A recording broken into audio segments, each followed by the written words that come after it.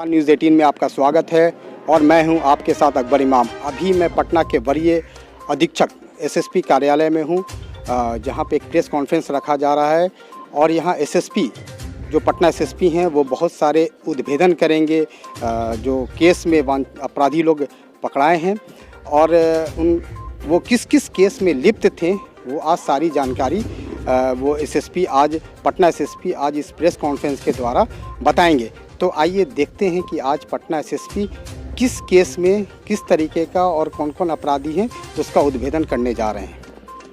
जो है कि आप जानते होंगे कि एटीएम का एक गिरोह चल रहा था।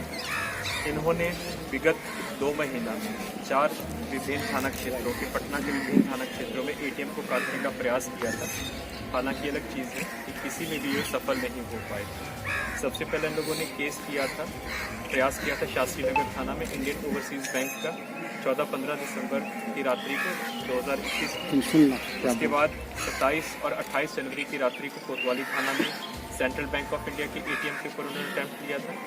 29 और 30 की रात्रि को दीघा थाना क्षेत्र में कोटक महिंद्रा बैंक के एटीएम को उखाड़ने का प्रयास किया था और 3 और 4 फरवरी की रात्रि को कोटक महिंद्रा बैंक का एटीएम जो कि फुटबॉल थाना क्षेत्र है इन लोगों ने क्षतिग्रस्त करके वहाँ से पैसा निकालने का प्रयास किया था। हालांकि क्योंकि अब हम लोग की गश्ती रहती है, डॉट इन मोबाइल रहती है, तो तुरंत सूचना हो गई थी, तो किसी भी प्रयास में सफल नहीं हो पाए।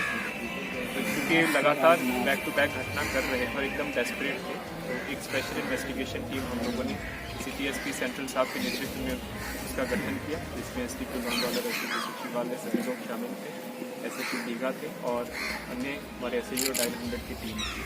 तो पूर्ण रूप से तकनीकी अनुसंधान के और जो CCTV फुटेज हम लोगों को प्राप्त हुआ था उसके आधार पर ये केस खुला। इस केस में 2 लोगों की गिरफ्तारी हुई है, कौशल चौधरी और संतोष कुमार सोनी। ये दोनों, जो कौशल चौधरी है ये रहने वाला है सिवान जिला का बड़हरिया थाना का, और जो संतोष कुमार सोनी है मूल रूप से मीरगंज थाना।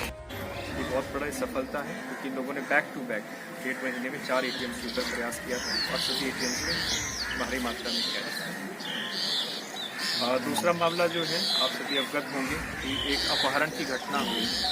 एक प्राइवेट कोचिंग का जो शिक्षक है जो केमिस्ट्री पढ़ाता है अंकित कुमार करके, अंकित कुमार वो मूल रूप से बेगूसराय के रहने वाले हैं, लेकिन तकरीबन 15 साल से यहीं रह के पढ़ रहा है और उसके बाद कोचिंग चलाते हैं। तो उसका अपहरण की बात हुई थी, शास्त्री नगर थाना में इसका केस दर्ज हुआ था और उसी रात उसकी रिकवरी भी हो गई।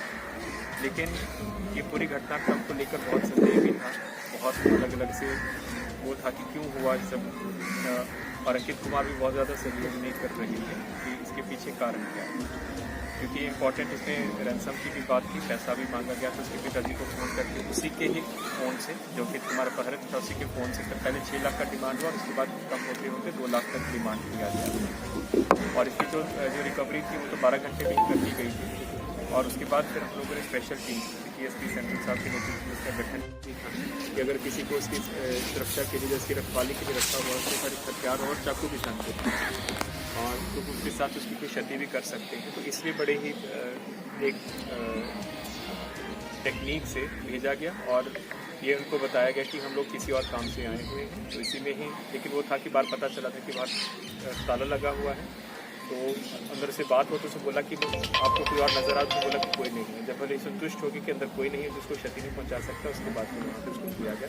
अगर सीधा पुलिस अपने उसमें जाती, भर्ती में जाती, तो हो सकता है कि अंदर जो होता तो उसको क्षति कर सकता। सर ATM के बार उसको अनुरोध कर रहा था देने के लिए, तो ये नहीं दे रहा था। इसी में ही इसने अपने जो एक्स स्टूडेंट, इसमें एक लड़का पकड़ा गया है शिवम कुमार करके, जो कि इन दोनों का स्टूडेंट रहा, अंकित कुमार का भी और चंदन कुमार का भी। तो इन लोगों ने उसको सेट किया और चंदन कुमार ने 2 और अपने परिचित सेट किया, एक का नाम मनीष है और एक का नाम दिवाकर है और एक का नाम नीतीश है। तो इन लोगों ने प्लान बनाया कि शिवम का जो घर है उसी की वजह से पर्चा की बरामदगी हुई थी। उसके घर में मूल रूप से उसके पिता की डेथ हो गई है, तो फिर ननिहाल में रहता है और जो उसका पैतृक घर उसमें सिर्फ उसके दादाजी रहते हैं 1st फ्लोर पर। कि वो हम लोग घर सेट कर लेंगे, उसको जितना देर भी रखना होगा, कोई भी आने रेजिडेंशियल एरिया है कोई भी शक नहीं करेगा। तो उसके बाद जो चंदन है, चंदन ने अपने जो इनके साथ 2 साथी और हैं जिनकी हम लोग तलाश कर रहे हैं, जिनकी पहचान हो चुकी है।